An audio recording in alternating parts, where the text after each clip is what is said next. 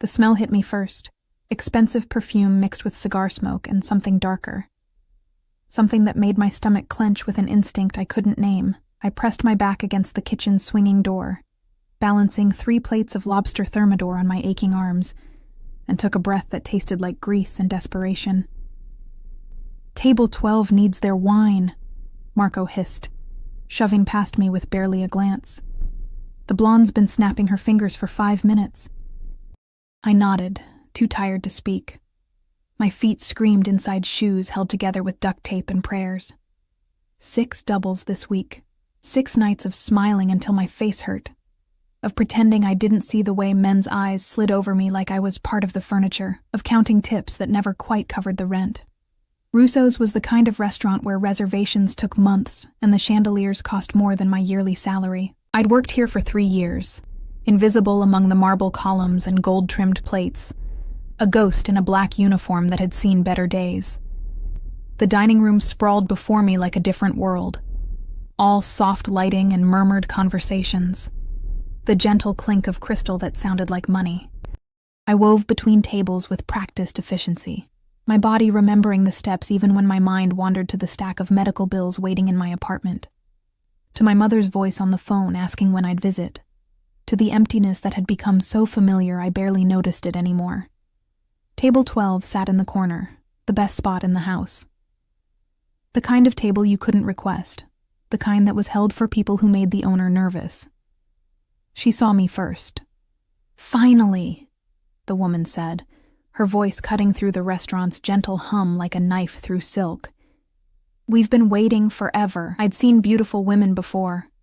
Russo's attracted them like moths to flame. But she was something else. Platinum blonde hair swept into an elegant twist, diamonds at her throat that caught the light with every breath, a dress that probably cost more than my car.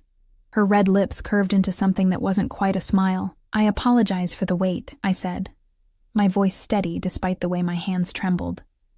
3 years of this, and I still felt small under the gaze of women who'd never known what it meant to choose between medicine and food. "Your wine selection. Just bring us the Chateau Margaux," she interrupted, waving one manicured hand as if swatting away an insect, "the 2005. And tell the help in the kitchen to hurry up with our appetizers. We don't have all night. The help." The words settled over me like ash, and I felt something inside me go very still. "Of course," I managed, and turned away before she could see my face. But that's when I saw him. He sat across from her, and the air around him seemed different. Heavier, charged with something that made the hair on the back of my neck stand up. Dark suit that fit like it had been made for him, because it probably had been. Black hair touched with silver at the temples. Strong hands resting on the table, and I noticed his knuckles. The scars that spoke of violence even if his expression didn't. He wasn't looking at her. He was looking at me. His eyes were gray, the color of storm clouds before rain. And when they met mine, I felt pinned, studied, seen in a way that made me want to run. There was intelligence there, and something else. Something cold and calculating that reminded me of predators I'd seen in documentaries, the ones who watched and waited before they struck. "Sweetheart," the blonde said, her voice pulling his attention back to her. But not before I saw something flicker across his face. Annoyance, maybe. Or interest. "Are you even listening to me?" I forced myself to move, to walk away. But I could feel his gaze following me across the restaurant. My skin prickled with awareness, and I nearly dropped the plates I was carrying when Marco appeared beside me. "That's Dante Moretti," he whispered, his face pale. "Don't fuck this up, Lily. Just stay away from that table if you can. Dante Moretti." The name meant nothing to me, but the way Marco said it, like a prayer or a curse, made my mouth go dry. "Who is he?" Marco grabbed my arm, his fingers digging in hard enough to bruise. "Nobody you want to know. Just do your job and stay invisible." But it was too late for that. I retrieved the wine from the cellar, my mind racing. The bottle was old, expensive, the kind we kept locked away for special occasions. My hands shook as I carried it up the narrow stairs, and I told myself it was just exhaustion, just the weight of another endless shift. The dining room had grown darker somehow, the shadows longer. I approached table 12 with my heart hammering against my ribs, And I didn't understand why, until I was standing beside them again, until I could smell his cologne, something dark and woodsy that made me think of forests at night, of dangerous things hidden in the dark. "Your wine," I said, keeping my eyes down as I presented the bottle to him, not to her. Protocol. The man always tasted first, even if the woman had ordered. He looked at me for a long moment, and I felt exposed under that gaze, like he could see through my cheap uniform to all the desperation and fear I kept carefully hidden. "Open it," he said, and his voice was exactly what I'd expected. Deep, controlled, the kind of voice that made you listen even when you didn't want to. There was an accent there, something Italian that softened certain words and hardened others. I reached for my wine key, but my hands were shaking now, really shaking. And the exhaustion that had been building for days suddenly crashed over me like a wave. The bottle slipped.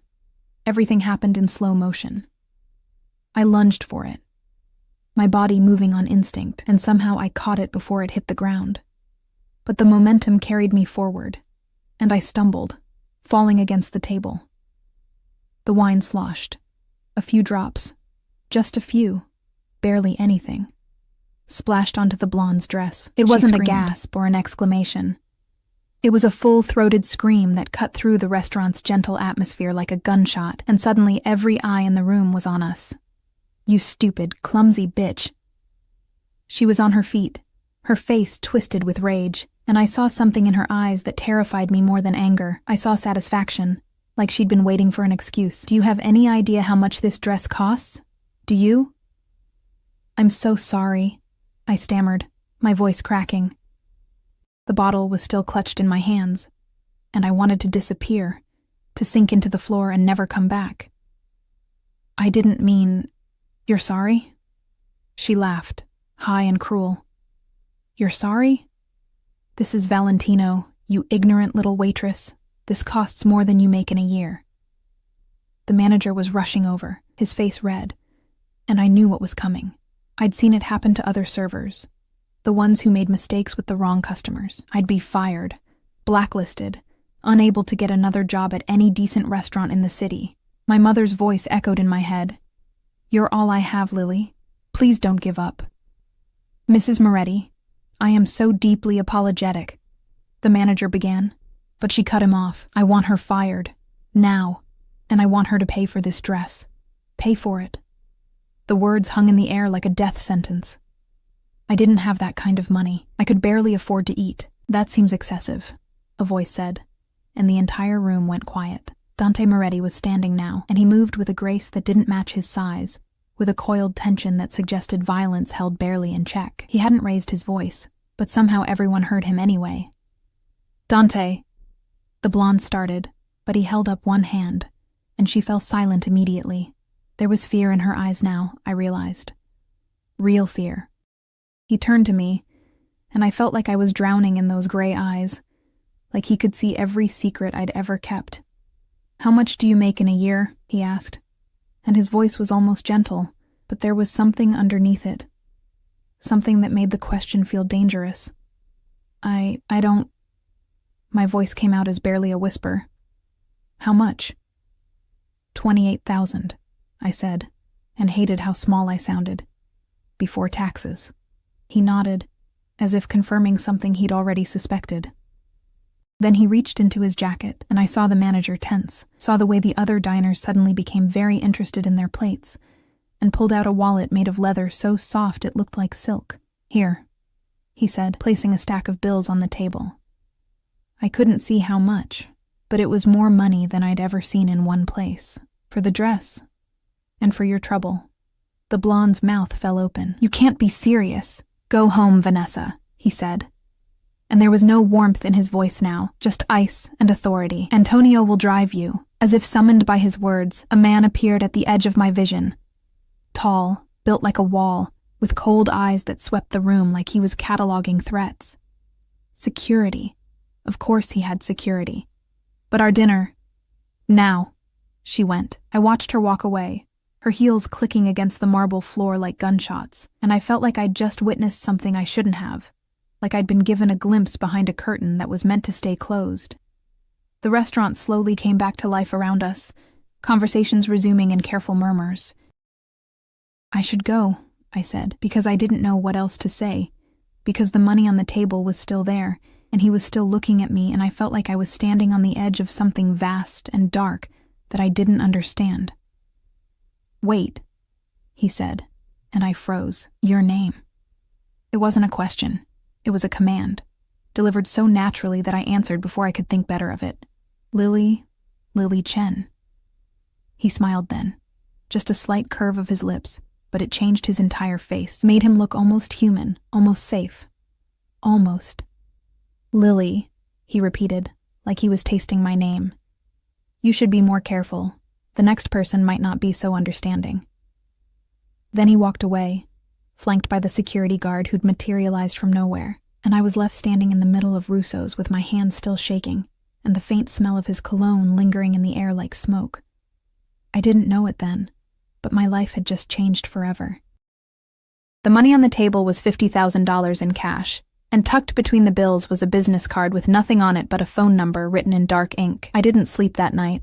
The money sat on my kitchen table like an accusation, still wrapped in the rubber band he'd used, still carrying the faint scent of expensive leather and something darker I couldn't identify. $50,000. I'd counted it 3 times, my hands trembling so badly I kept losing track, kept having to start over. The business card lay beside it, stark white against the chipped laminate. No name, no company, just 10 digits written in handwriting that was surprisingly elegant for a man who had scars on his knuckles. "You should be more careful. The next person might not be so understanding." I paced my tiny studio apartment as dawn crept through the threadbare curtains, painting everything in shades of gray that reminded me of his eyes. The walls felt closer than usual, the ceiling lower, and I couldn't shake the feeling that I'd made some terrible mistake, that accepting that money had bound me to something I didn't understand. But God, I needed it. The stack of medical bills sat in their usual place beside the sink. My mother's hospital visits, the specialist she needed but couldn't afford, the prescriptions that cost more than groceries. I'd been making payment plans on payment plans, juggling due dates like a circus act, watching the numbers grow while my bank account shrank. This money could change everything. It could save her. But nothing was free. I'd learned that lesson early and hard.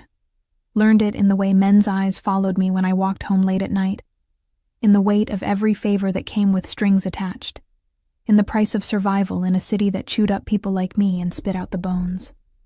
So what was the price of $50,000 from a man whose name made Marco go pale? My phone buzzed, making me jump. A text from an unknown number. "Take the day off. You've earned it." My blood ran cold. How did he have my number? I'd never given it to him. I'd barely spoken to him. Before I could process that, another text arrived. "The money is yours. No conditions. But if you need anything, call." I stared at those words until they blurred. No conditions. Right. And I was the Queen of England. But even as I tried to convince myself to refuse, to return every dollar, I was already pulling out my phone, already dialing my mother's hospital to make a payment on her account. The money disappeared in chunks. 5,000 here, 8,000 there. Eaten up by a medical system that treated people like transactions and debt like destiny. When I was done, I had 32,000 left, still more than I'd ever had, still enough to change things. I should have felt relieved. Instead, I felt like I'd just signed a contract written in invisible ink. 3 days passed before I saw him again. I'd gone back to work the next night despite his text, because I couldn't afford not to, because sitting in my apartment with that money felt like waiting for the other shoe to drop. Marco had pulled me aside the moment I walked in, his face grave. "What happened after they left?" he'd demanded. "What did he say to you?" "Nothing. He paid for the dress." Marco's eyes had searched my face like he was looking for lies. "That's it? He didn't ask for anything?" "No." "Lily." He'd grabbed my shoulders, his grip almost painful.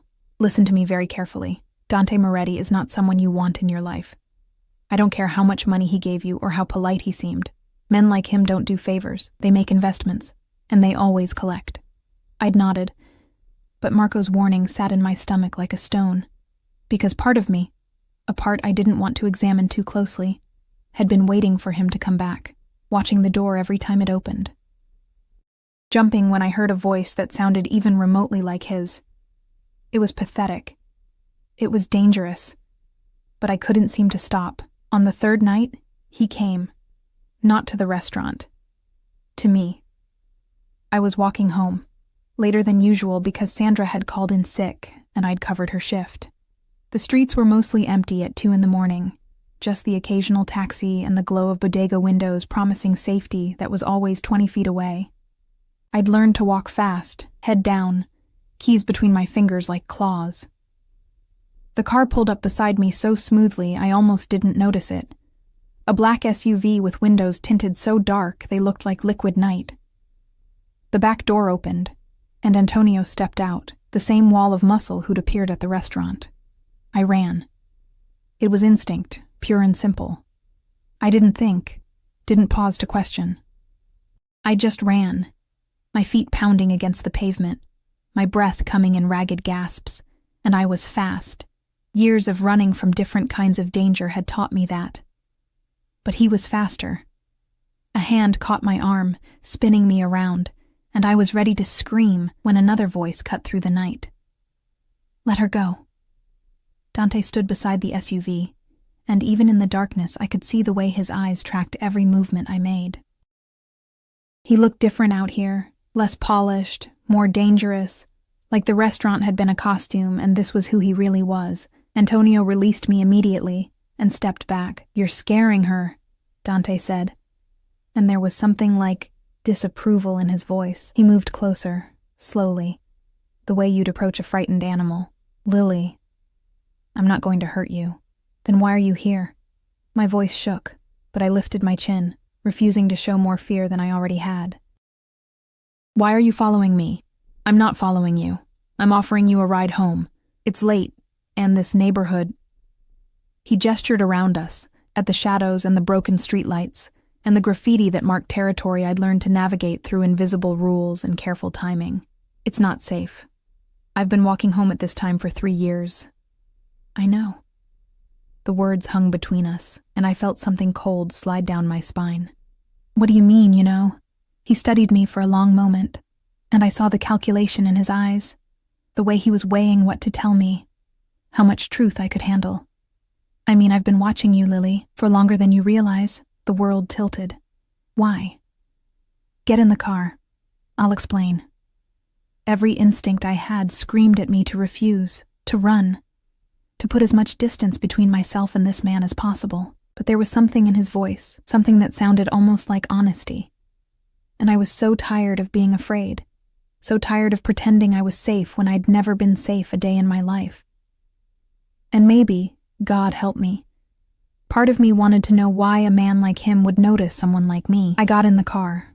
The interior smelled like leather and money, all soft seats and tinted windows that made the outside world feel distant and unreal. Dante slid in beside me, not touching, but close enough that I could feel the heat of his body, could hear the steady rhythm of his breathing. Antonio got in the driver's seat, and we pulled away from the curb so smoothly, it felt like floating. Where do you live? Dante asked. I gave him my address, because he probably already knew it anyway. Because what was the point of pretending I had any secrets left? We drove in silence through streets that looked different from inside this car, safer somehow, like the darkness couldn't quite reach us. I kept my hands folded in my lap, my nails digging into my palms, trying to ground myself in something real. 3 years ago, Dante said finally, his voice low, someone stole from me a significant amount of money and some items that were important to my business. The man who did it was named David Martinez. The name meant nothing to me. I shook my head. He worked for me. I trusted him. And he betrayed that trust in the worst way possible. Something dark passed across Dante's face, something that made me press back against the seat. When I found him, he told me he'd done it for a woman, that she was pregnant with his child, that he wanted to give them a better life. My stomach churned. I didn't like where this was going. I killed him, Dante said. And his voice didn't change, didn't betray even a flicker of emotion. He said it like he was commenting on the weather, like it was a simple fact of life. But before I did, He told me about you, about the woman he'd been seeing, the waitress who worked at Russo's, the one he was supposed to meet that night. The world stopped. No, I whispered. No, that's not. David and I weren't. We went on 3 dates. 3. I barely knew him. He knew you. He talked about you constantly, apparently, about how kind you were, how different from the women in his world, how you smiled at him like he was worth something. I felt sick. David had seemed nice, normal. A little intense, maybe, but I'd thought that was just interest, just the way some people were when they liked you.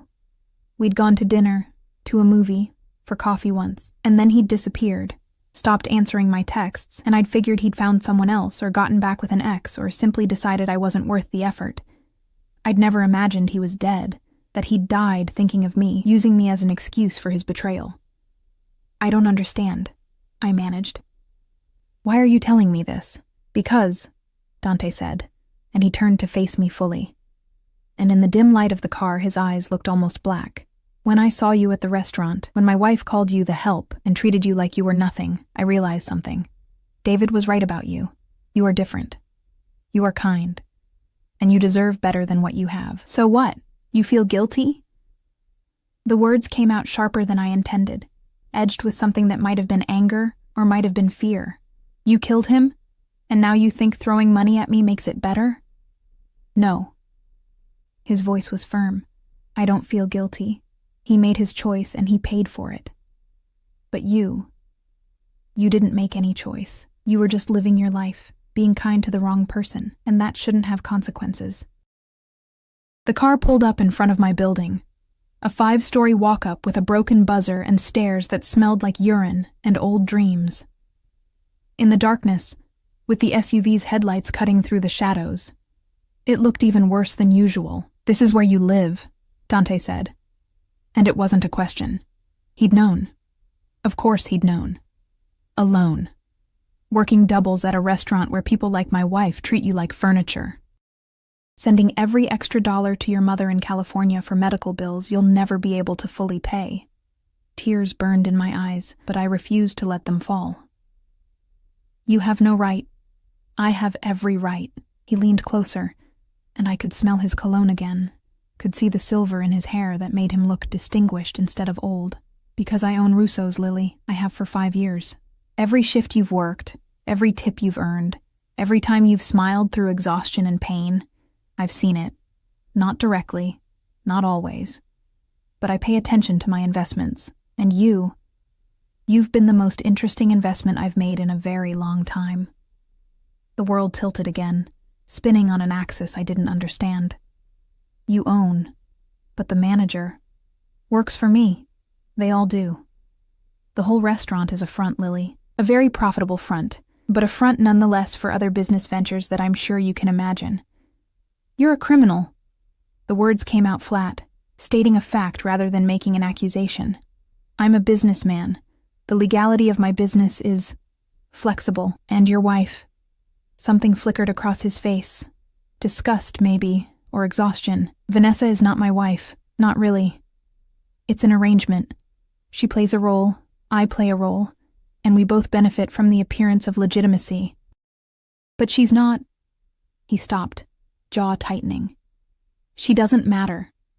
Then why were you having dinner with her? Because appearances matter in my world. Because there are people who need to see certain things to believe certain lies. He reached out, and before I could pull away, his fingers brushed against my cheek, catching a tear I hadn't realized had fallen. His touch was gentle, almost reverent, completely at odds with everything else about him. But I'm tired of lies, Lily. I'm tired of pretending. When I saw you the other night, when I saw how she treated you and realized who you were, David's kind waitress, the one he'd betrayed me for, I knew I had to do something. So you gave me money. I gave you a choice. You can take that money and disappear. Move to California. Take care of your mother. Start over somewhere I'll never find you. Or... He paused, his thumb tracing the line of my jaw. And I should have pulled away. But I couldn't seem to move. Or you can stay. Let me help you. Let me show you that not every dangerous man is dangerous to you. Why? The question came out as barely a whisper. Why me? Why do you care? Because, he said, and his voice dropped to something raw, something that sounded almost like truth. In 3 years of watching you smile through pain, of seeing you give kindness to people who don't deserve it, of witnessing your strength in the face of circumstances that would have broken anyone else, I've never once seen you be cruel. Not once. And in my world, Lily, that's rarer than diamonds. That's worth protecting. The car door opened. Antonio, giving us privacy while staying close enough to intervene if needed. Bodyguard. Always the bodyguard, I realized, because Dante Moretti never went anywhere unprotected, never took chances, never let his guard down except maybe, possibly, now. Think about it, Dante said. You have my number. If you want to leave, I'll arrange everything. If you want to stay... His eyes held mine, gray and storm-dark and filled with something that looked like hunger. If you want to stay, call me. There's something I want to show you. I got out of the car on legs that felt like water, walked up to my building's entrance with his gaze burning into my back. The SUV didn't move until I was inside, until the door had closed behind me, and only then did I hear the engine purr away into the night. My apartment felt different when I stumbled into it. Smaller. Emptier. The money was still on the table, the business card still beside it. I picked up the card with shaking hands and saw something I hadn't noticed before. On the back, in that same elegant handwriting, a single sentence: everyone deserves a choice.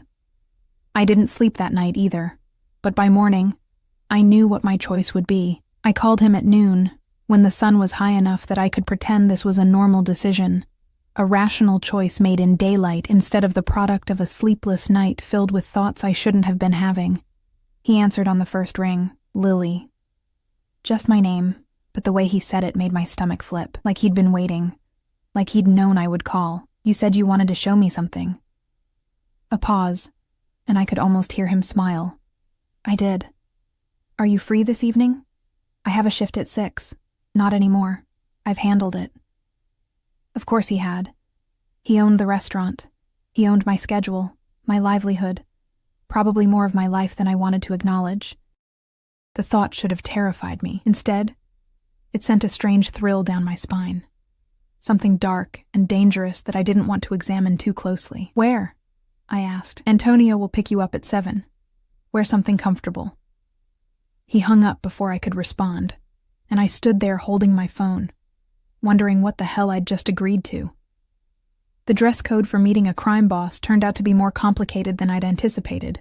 Comfortable could mean anything. Jeans seemed too casual, a dress too formal. I settled on black pants and a simple blue blouse that had cost me 2 weeks of tips, but made my eyes look brighter, less tired. I'd spent an hour on my hair and makeup, trying to look like someone who hadn't just made a deal with the devil. And when I caught my reflection in the mirror, I barely recognized myself. There was color in my cheeks, light in my eyes. I looked alive in a way I hadn't in years. It terrified me. Antonio arrived exactly at 7 in a different SUV, still black, still tinted, but this one was somehow even more expensive looking. He opened the door without a word, and I climbed in with my heart hammering so hard I thought it might crack my ribs. The interior was empty except for me. No Dante. We drove for 40 minutes, leaving the city behind, watching the buildings grow shorter and then disappear entirely as we headed into areas I'd only seen in magazines. Old money neighborhoods where the houses hid behind gates and trees, where you couldn't see your neighbors and they couldn't see you. The SUV turned down a private road lined with maples that had probably been planted before I was born. At the end of it stood a house that wasn't really a house. It was an estate, all stone and glass and sprawling gardens that looked like they required a full-time staff just to maintain. My mouth went dry. Antonio pulled up to the front entrance, where Dante was waiting. He'd changed since last night, no suit now, just dark pants and a white shirt with the sleeves rolled up to his elbows. It should have made him look casual, approachable. Instead, it made him look more dangerous, like he'd shed some protective layer, and this was the real him underneath. "Welcome," he said, opening my door himself before Antonio could move. "What do you think?" I looked up at the house, at the windows that reflected the sunset like pools of gold, at the grounds that seemed to stretch forever. I think I'm in way over my head. He laughed, a real laugh that transformed his face, and I realized I'd never heard him laugh before. Honest, I like that. Come on, there's something I want you to see before dinner. He offered his hand, and after a moment's hesitation, I took it.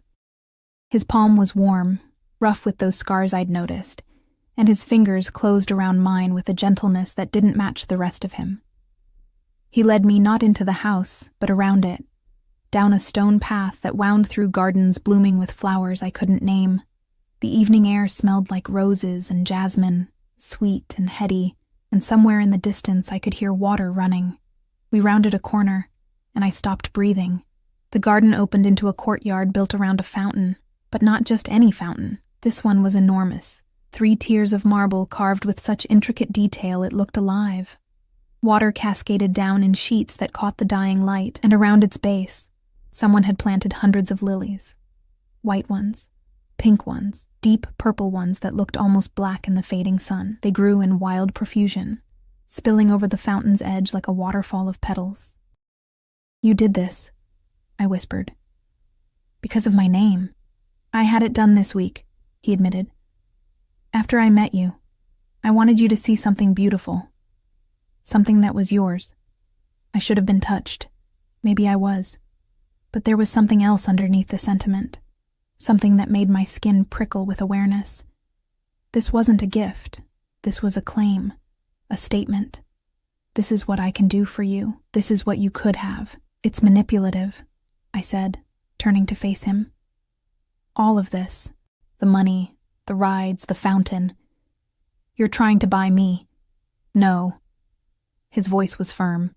"I'm trying to show you what your life could be. There's a difference." "Is there?" He moved closer, and I held my ground even though everything in me wanted to step back, to put distance between us. "Lily, I've spent my entire life in a world where everything is a transaction. Trust is currency. Loyalty is purchased. Love is a weakness that gets people killed." He reached up, tucking a strand of hair behind my ear, and I felt that touch everywhere. "But you give without expecting anything back. You smile at people who treat you like shit.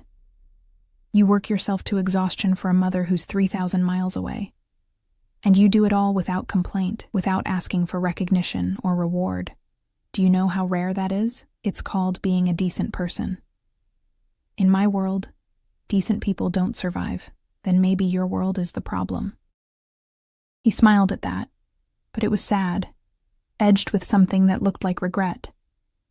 "Maybe it is, but it's the only world I have, and I'm offering you a place in it, not as the help, not as someone who serves others, as an equal, as someone who matters.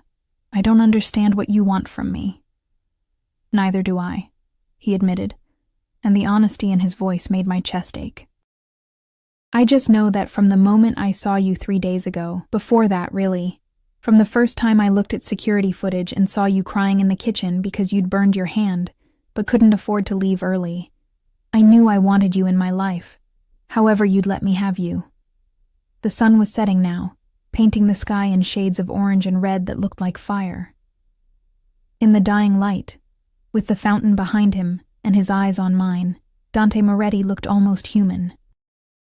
Almost safe, but I knew better. "What happened to David?" I asked. "Really, the details you didn't tell me." His jaw tightened. "Lily, if you want me in your life, I need to know what that means. I need to know what you're capable of."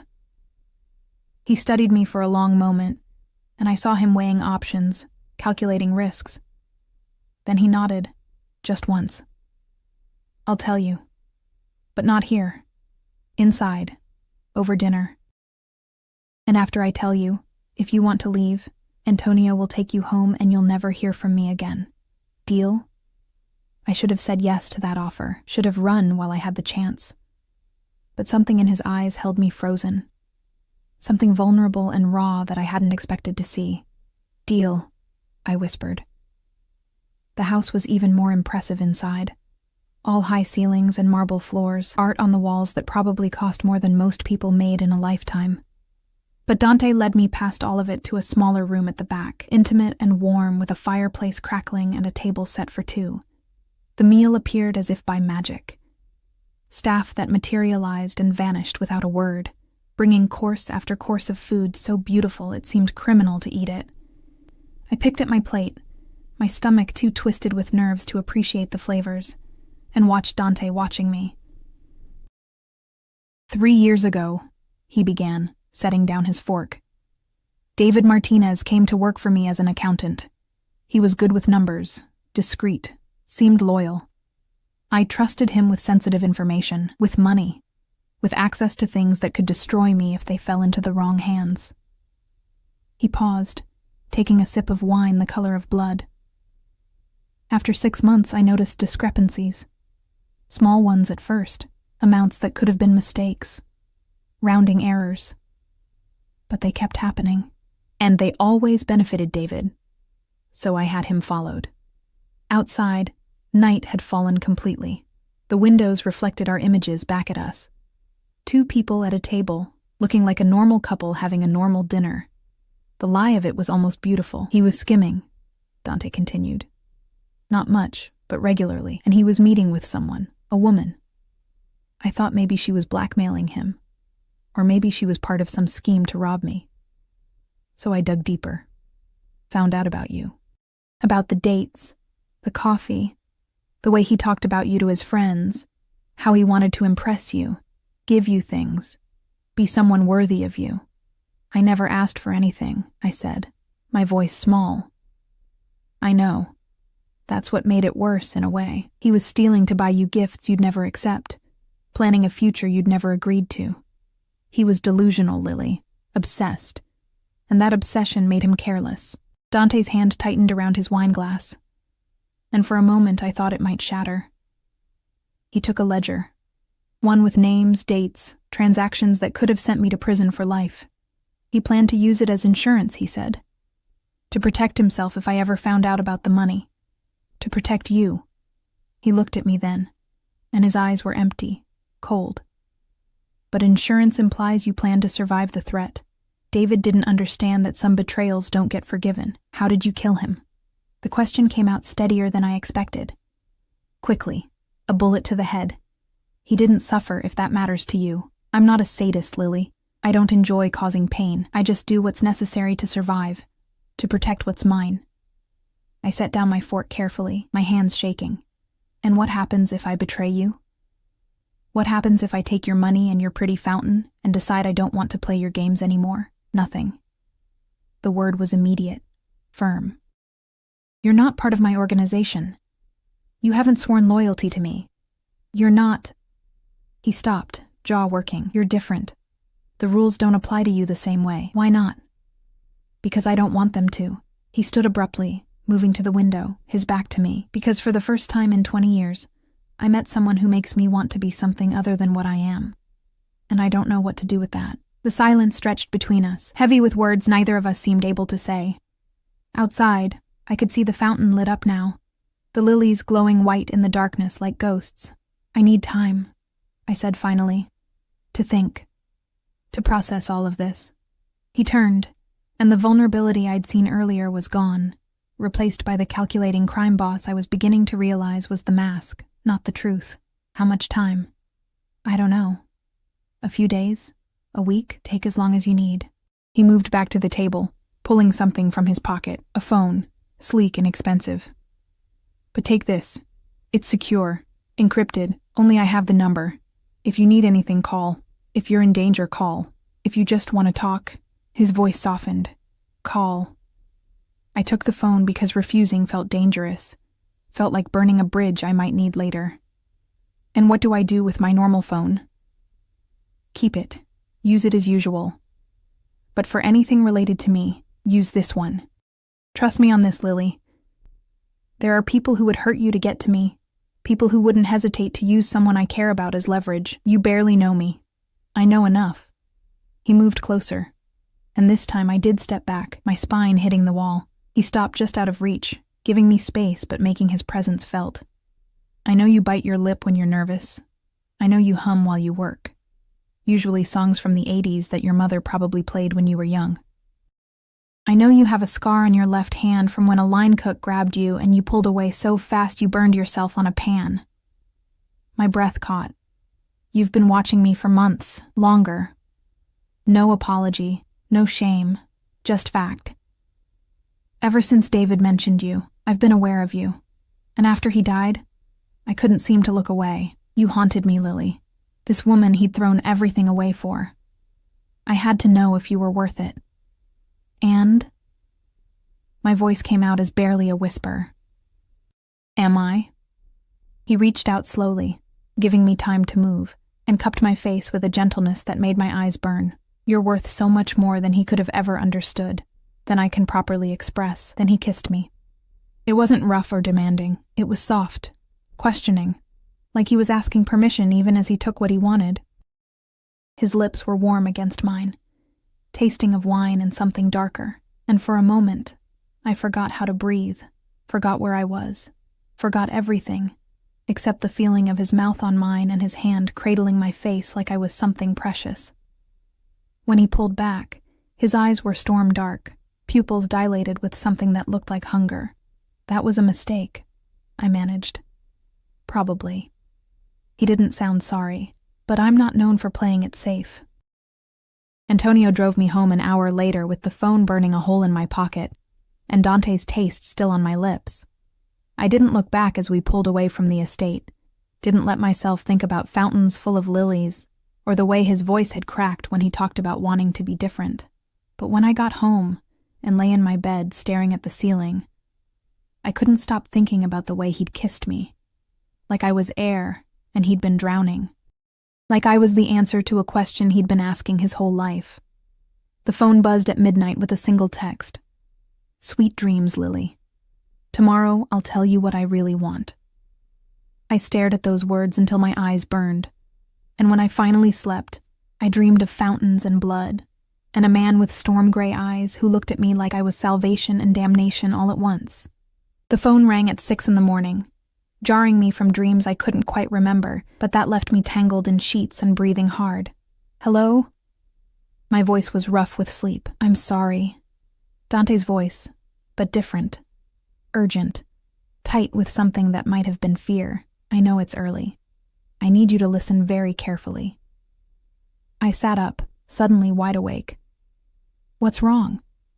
Vanessa knows about you, about the money, the dinner, everything. And she's not taking it well. A pause, then, Antonio is already outside your building. Get dressed. Pack a bag with essentials. You need to leave, now. My heart hammered against my ribs.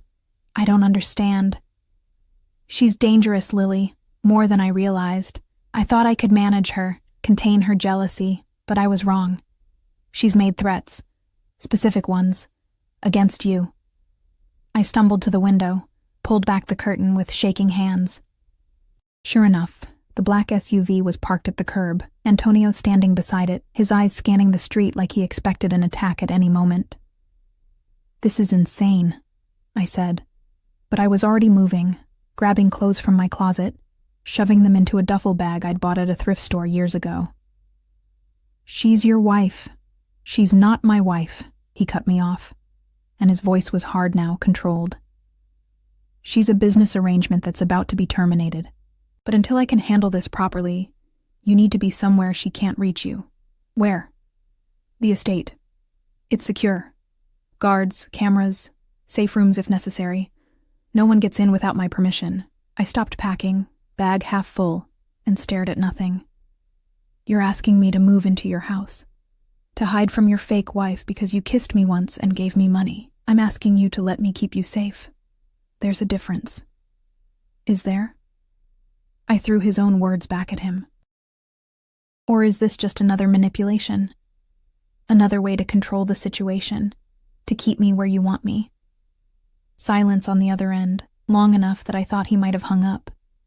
Then, if I wanted to control you, Lily, I'd have done it already. I'd have made it so you lost your apartment, so you had nowhere to go but to me. I'd have destroyed every other option until I was all you had left, but I didn't. I won't. This is a choice. Stay in your apartment and risk Vanessa's people finding you, or come to the estate where I can protect you. Either way, I'll have guards on you. Either way, you're in danger because I was selfish enough to want you in my life." The guilt in his voice sounded real, so did the fear. And maybe I was stupid, maybe I was naive, but I believed him. "Give me 10 minutes, I said, and hung up. The estate looked different in daylight. Less romantic, more fortress-like.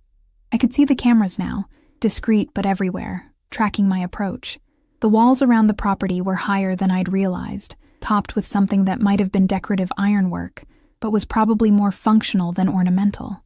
Antonio led me inside without a word, my duffel bag in his massive hands looking like a child's toy. The house was quiet, eerily so, and I wondered how many people actually lived here, how many rooms stood empty, waiting for purposes I couldn't imagine. Dante was in what looked like an office, all dark wood and leather, walls lined with books in languages I didn't recognize. He stood when I entered, and I saw the exhaustion in his eyes, the tension in his shoulders. He looked like a man who hadn't slept, who'd spent the night making calls and arrangements and preparing for a war I didn't understand. "Thank you for coming," he said, and his voice was softer now, gentler. "I know this isn't what you signed up for." "I didn't sign up for anything," I reminded him. "You just appeared in my life and turned everything upside down." "I know. And I'm sorry for that. Sorrier than I can express." He moved toward me, stopped an arm's length away, close enough to touch but respecting the distance. "But I'm not sorry for wanting you safe, for doing whatever it takes to make that happen. Tell me about Vanessa, the truth this time. All of it." He nodded, gesturing to a leather couch that probably cost more than my car. I sat, and he took the chair across from me, maintaining that careful distance. "Her real name is Vanessa Calabresi. She's the daughter of Marco Calabresi, who runs one of the 5 families in New York. Our marriage, the fake one, was arranged 5 years ago as a peace treaty. A way to unite 2 organizations, prevent a war that would have cost hundreds of lives. So you've been pretending to be married for 5 years? Yes. Living in separate wings of this house, maintaining the appearance in public, but with no real relationship, no intimacy, no affection, just business." His jaw tightened. But Vanessa wanted more. She's always wanted more. She saw the arrangement as an opportunity, a way to gain real power by actually becoming my wife. And when I kept refusing, when I made it clear that this would never be more than a facade, she became unstable. Unstable how? Violent. Unpredictable. She's had people hurt before, usually staff members she thought had slighted her. Nothing fatal, but enough to send a message. I've kept her contained, mostly, by making sure she understands that her position depends on my goodwill. But now... He ran a hand through his hair, and I noticed the silver at his temples again. Wondered if some of it had come from dealing with her. Now she sees you as a threat, as the reason I won't make our arrangement real. And that makes her dangerous. Can't you just end it? Tell her father the deal is off, not without starting the war the arrangement was meant to prevent. Marco won't take kindly to me humiliating his daughter, treaty or no treaty. There are politics involved, alliances, debts and favors that go back decades. It's complicated. So what's your plan? He looked at me then, really looked at me, and I saw something in his eyes that made my breath catch.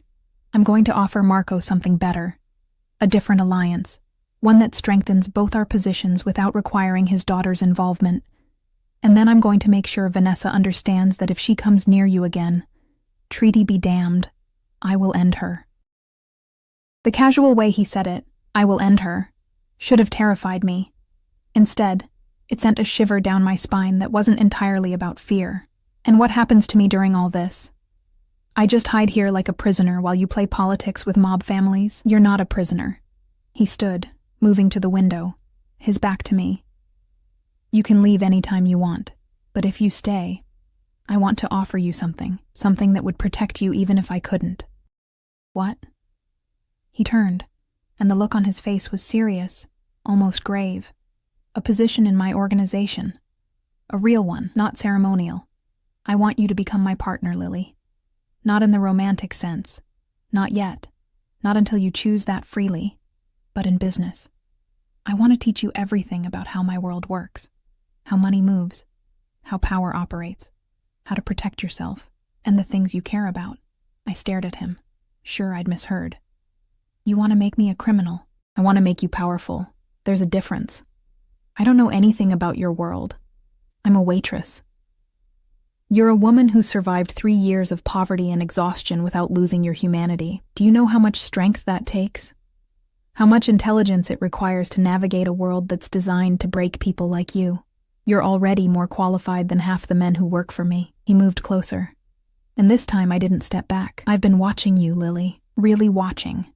I've seen how you handle difficult customers, how you diffuse situations before they escalate, how you remember details about people's orders and preferences. You're observant, adaptable, and you think on your feet. Those are exactly the skills you need in my world. And if I say no, then you stay here as my guest until it's safe for you to leave, and we go back to being whatever we were before. Strangers who shared a moment, nothing more.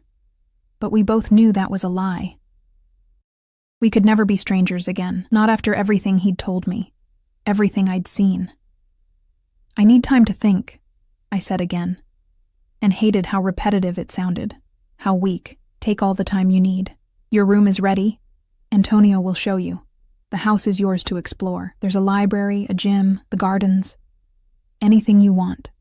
As if on cue, Antonio appeared in the doorway. I stood, suddenly exhausted, feeling like I'd aged years in the past few days.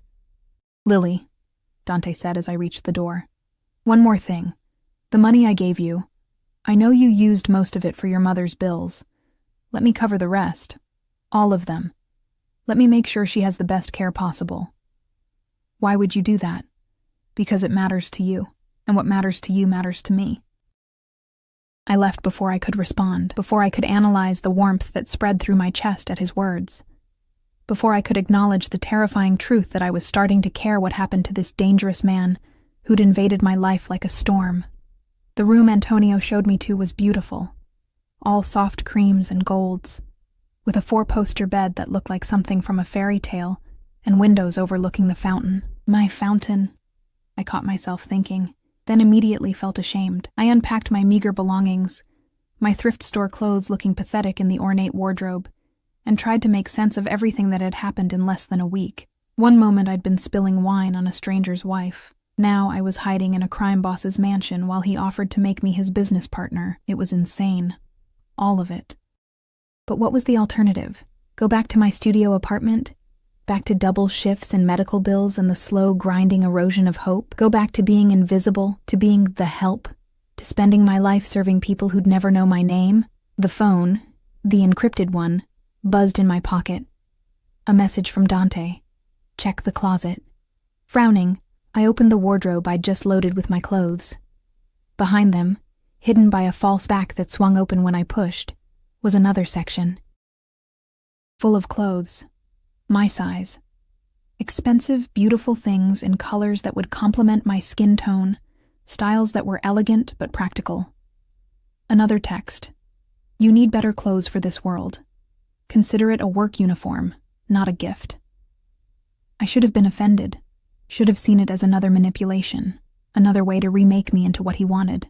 But standing there looking at dresses and suits that would let me walk into any room with confidence, I felt something else entirely.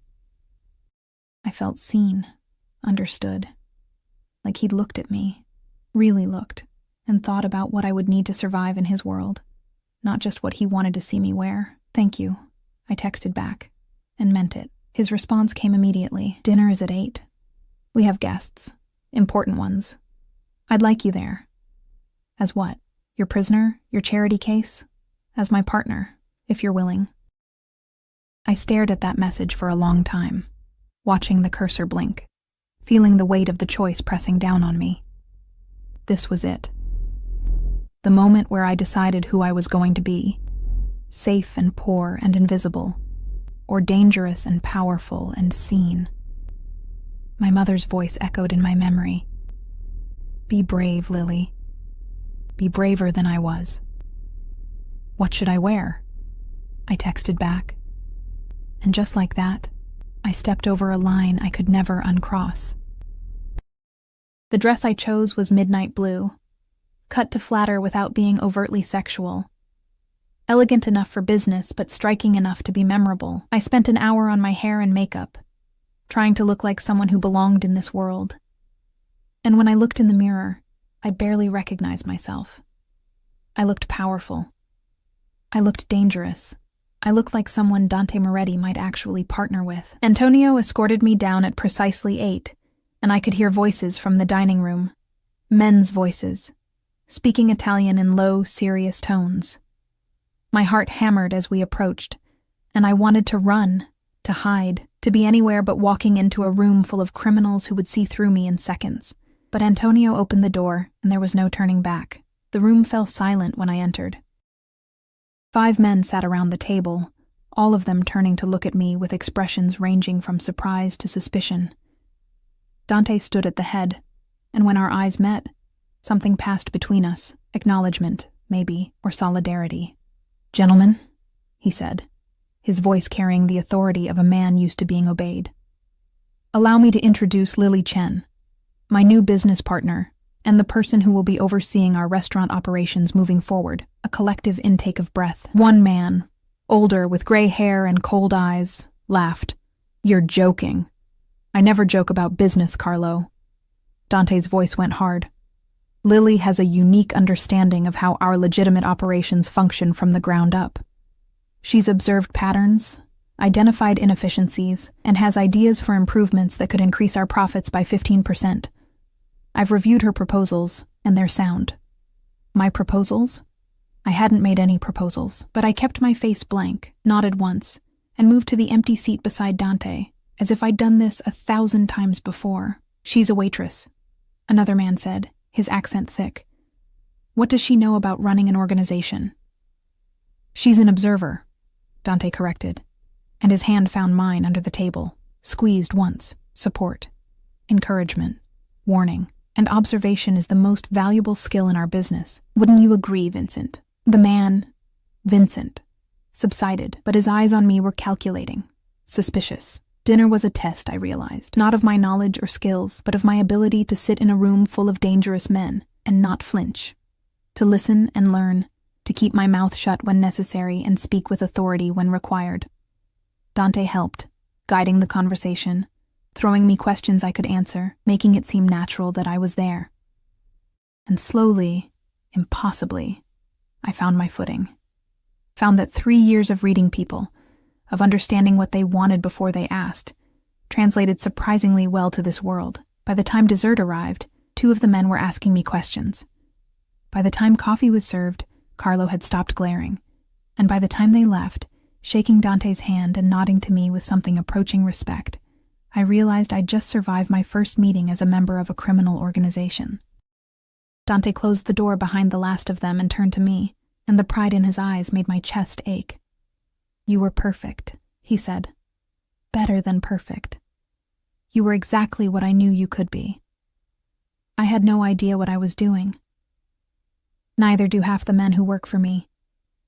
The difference is you're smart enough to learn, brave enough to try, and honest enough to admit what you don't know. He moved closer, and this time when he touched my face, I leaned into it. "You belong here, Lily, in this world, with me. Can you feel it?" And God help me, I could. I could feel the power thrumming through my veins, could feel the way those men had looked at me by the end of the night, not as the help, but as someone who mattered, someone who could hurt them or help them, someone with value beyond serving their meals. "What happens now?" I whispered. "Now," he said, and his thumb traced my lower lip. "Now we make you official. Now we teach you everything. And now we deal with Vanessa once and for all." He kissed me again, deeper this time, and I kissed him back with the hunger of someone who'd been invisible her whole life and was finally being seen. The next 3 weeks were a blur of education and transformation that left me dizzy with the speed of change. Every morning, Dante would meet me in his office, spreading ledgers and contracts and documents across the massive desk, teaching me to read between the lines, to see the patterns in numbers that told stories of loyalty and betrayal.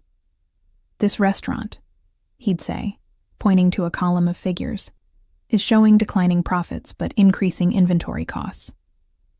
What does that tell you? Someone's skimming, I'd answer. And he'd smile that dangerous smile that made my stomach flip.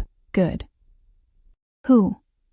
And I'd learn to trace the pattern back, to find the manager or the supplier or the accountant who thought they were clever enough to steal from Dante Moretti. We'd proven them wrong. Every single time. But it wasn't just about numbers. Dante taught me about power, how to hold it, how to wield it, how to make people believe you had more of it than you actually did. He taught me about reading body language, about the subtle cues that revealed when someone was lying or afraid or planning something. He taught me about the delicate balance of fear and respect that kept his organization running. And at night, after the lessons, we'd have dinner together. Sometimes with guests, more meetings where I learned to navigate the complex politics of his world.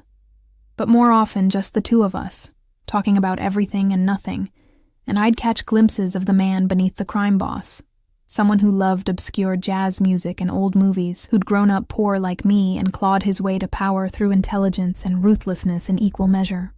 We didn't kiss again after that first night. Dante maintained a careful distance, professional and proper, and I told myself I was relieved. Told myself the disappointment I felt was just my ego, just the part of me that had liked being wanted by someone powerful. I was lying to myself, and we both knew it. Vanessa was dealt with in the third week. I wasn't there for the actual meeting. Dante insisted I stay at the estate, protected by Antonio and 3 other guards whose names I'd learned. Marcus, David, the irony wasn't lost on me, and a woman named Sophia who was terrifying in her efficiency. But I watched through security cameras as Dante met with Marco Calabresi in a restaurant I now knew we owned.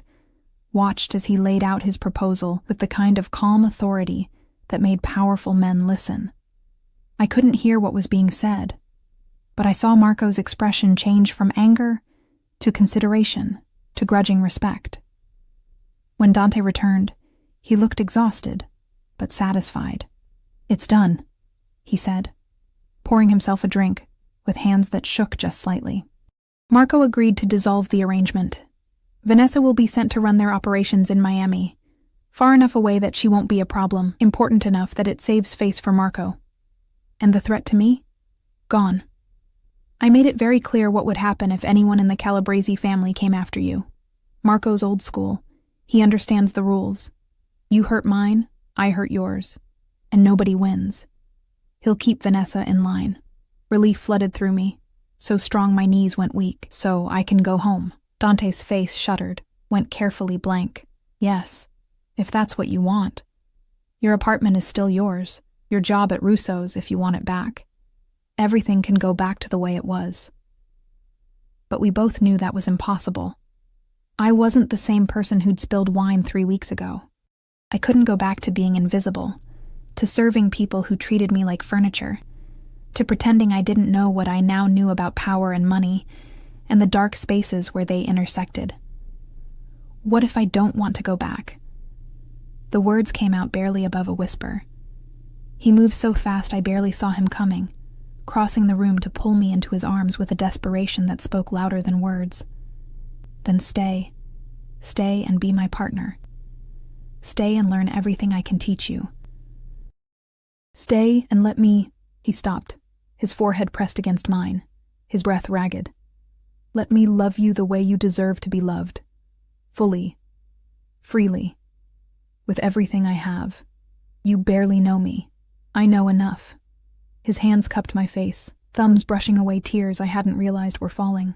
I know you're brave enough to walk into a room full of criminals and make them respect you. I know you're smart enough to see through manipulation even when you choose to accept it anyway. I know you have the biggest heart of anyone I've ever met. And somehow, impossibly, you've chosen to see something worth saving in me. You killed a man who mentioned my name. I did. And I'd do it again. I'd do worse if it meant keeping you safe. No apology. No shame. Just truth. I'm not a good man, Lily. I never have been, and I probably never will be. But I could be good to you. I could give you everything you've ever wanted, and things you didn't even know to want, if you let me. I thought about my studio apartment with its broken buzzer and water-stained ceiling. Thought about my mother in California, whose latest medical bills had been paid in full by a man who'd never even met her.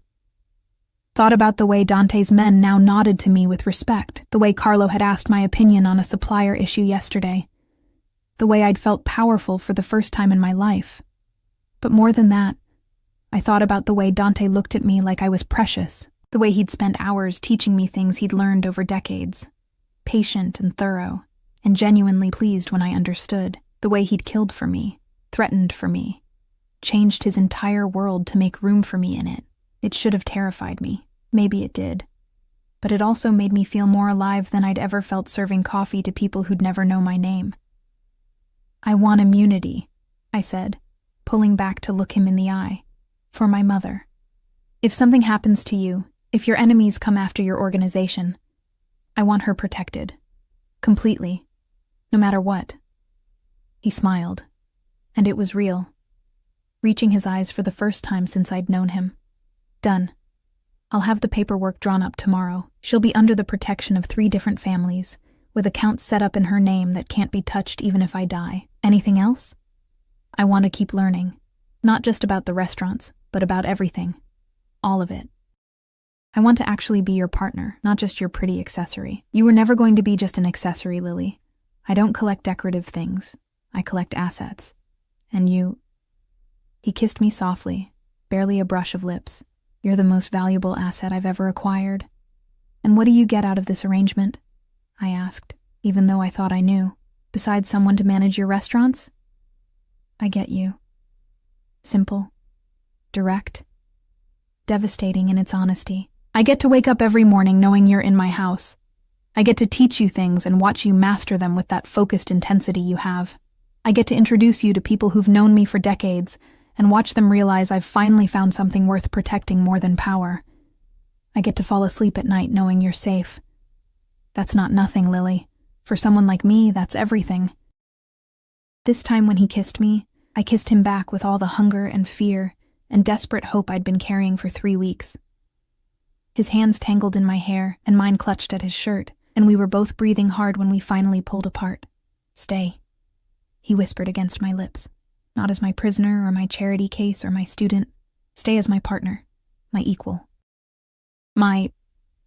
Yes, I interrupted, because I knew if I thought too hard about this, I'd talk myself out of it, would find all the reasons this was insane and dangerous and wrong. Yes, I'll stay. The smile he gave me then was pure joy, unguarded and real, and I realized I'd never seen him truly happy before. It transformed his face, made him look younger, almost innocent despite everything I knew he'd done. I need to tell you something, he said, leading me to the couch, pulling me down beside him. About the restaurant operations you'll be overseeing. Okay? They're legitimate, completely. I wasn't lying when I said you'd be running them. You will be. But they're also more than that. They're your safety net, your insurance policy. I frowned. I don't understand. The restaurants are in your name now, all of them. The deeds, the accounts, everything. If something happens to me, if my enemies come after the organization, you're protected. You're a legitimate businesswoman who had no knowledge of any illegal activities. The restaurants are worth about $40 million, by the way. Free and clear. I stopped breathing. You're giving me $40 million? I'm giving you independence. Power. The ability to walk away anytime you want and still have a life. A future. Security. Because I need you to stay with me because you choose to. Not because you have no other options. His hand found mine, squeezed. I need to know that every day you wake up in my house, it's because you want to be here, not because you're trapped. I couldn't find words. That's the most romantic thing anyone's ever done for me. He laughed, pulling me closer. Giving you a criminal empire disguised as a restaurant chain is romantic. Your standards are worryingly low. My standards are perfect, I corrected, and kissed him again. Because I could. Because he was mine now in the same way I was his. They're just specific. 6 months later, I stood in Russo's, my Russo's now, watching the dinner service with the eye of someone who understood every aspect of how the operation ran. The manager reported to me weekly. The staff knew my name. The customers who'd once ignored me now stood when I entered. I was wearing Valentino, real Valentino, Not the kind Vanessa had claimed I'd ruined, and my hair was swept up in a style that had cost more than I used to make in a month. But underneath the expensive clothes and the confident posture, I was still me. Still the girl who knew what it felt like to choose between medicine and food. Still someone who remembered what it meant to be invisible. I just chose not to be invisible anymore. "Mrs. Moretti," Marco said, approaching my table with a deference that still surprised me sometimes. "Your usual table is ready, Mrs. Moretti."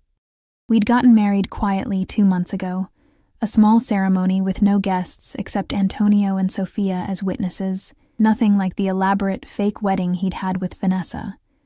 Just the two of us, making promises we intended to keep, binding ourselves together in ways that went deeper than contracts or convenience. "Thank you, Marco," I said, and meant it. He'd been resistant at first, this manager who'd watched me struggle as a waitress for 3 years. But he'd learned. They all had.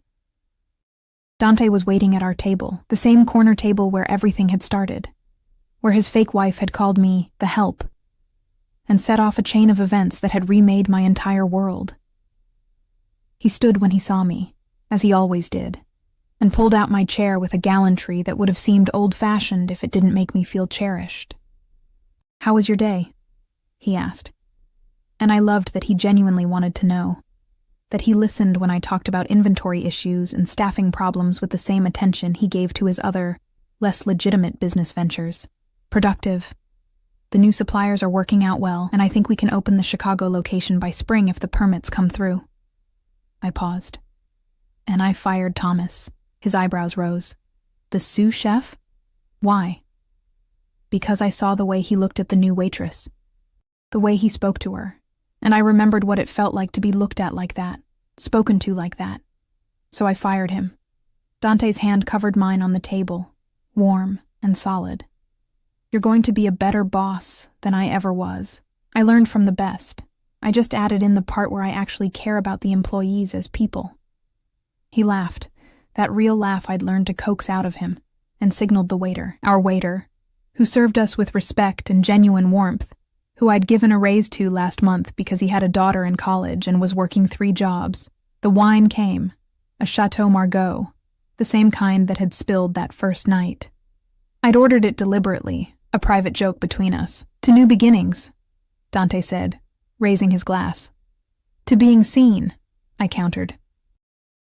We drank, and across the restaurant I caught sight of a young waitress struggling with a heavy tray. Exhaustion evident in every line of her body. I watched a woman at another table snap her fingers at her, watched the waitress's face carefully arrange itself into a pleasant smile that didn't reach her eyes. I knew that smile. I'd worn it for years. "Excuse me," I said to Dante, standing. "There's something I need to do."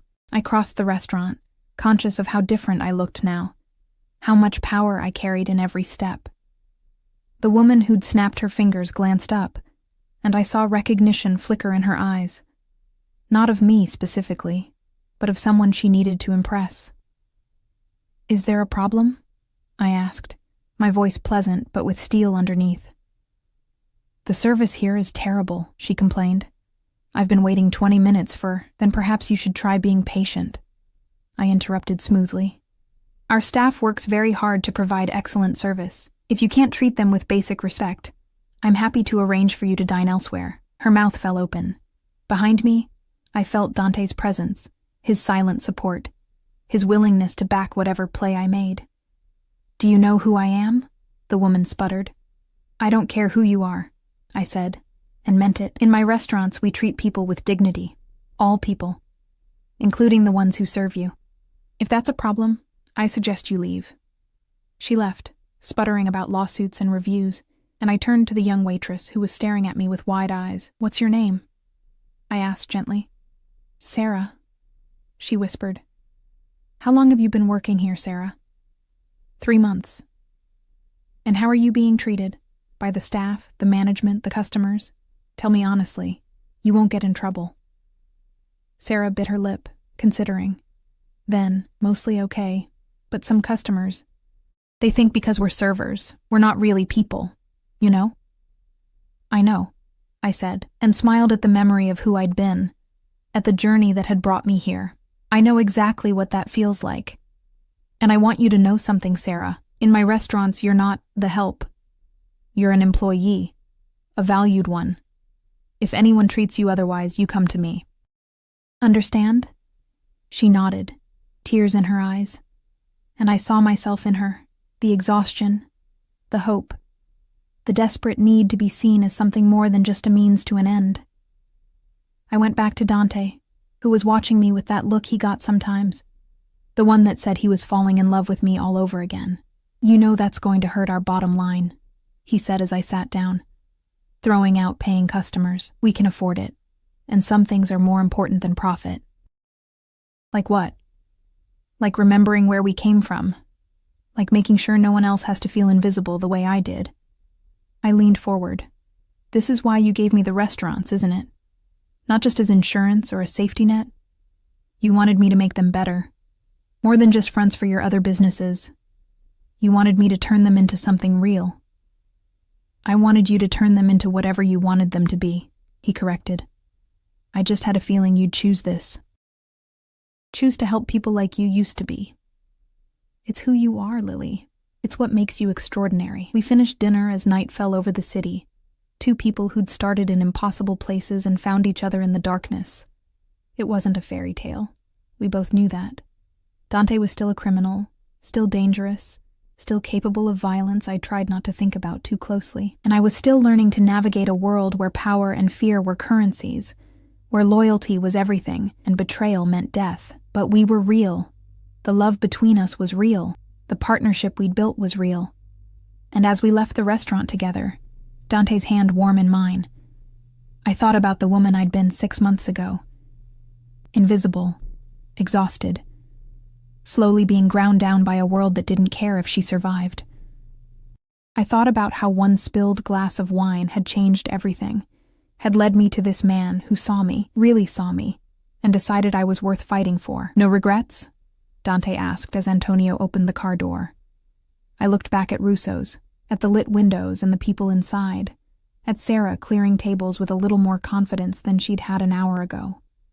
Looked at the city spreading out around us, full of danger and possibility and second chances for people brave enough to take them. Not a single one, I said, and meant it with every fiber of my being. We drove home through streets that no longer frightened me, to a house that had become ours, to a life we'd built together from impossible circumstances and choices that should have destroyed us but somehow, miraculously, had saved us instead. And if sometimes I still dreamed of that night, of wine spilling, of storm-gray eyes meeting mine, of the moment when everything changed, I woke up in Dante's arms and remembered that the best stories aren't the ones that start with once upon a time. They're the ones that start with, I should have run, but I stayed. And they're the ones that end not with happily ever after, but with happily enough, together. For now and always. The fountain of lilies bloomed eternal in our garden, a reminder of who I'd been and who I'd become. And every time I looked at it, I smiled, knowing that sometimes the most dangerous choice is also the right one. Sometimes the monster teaches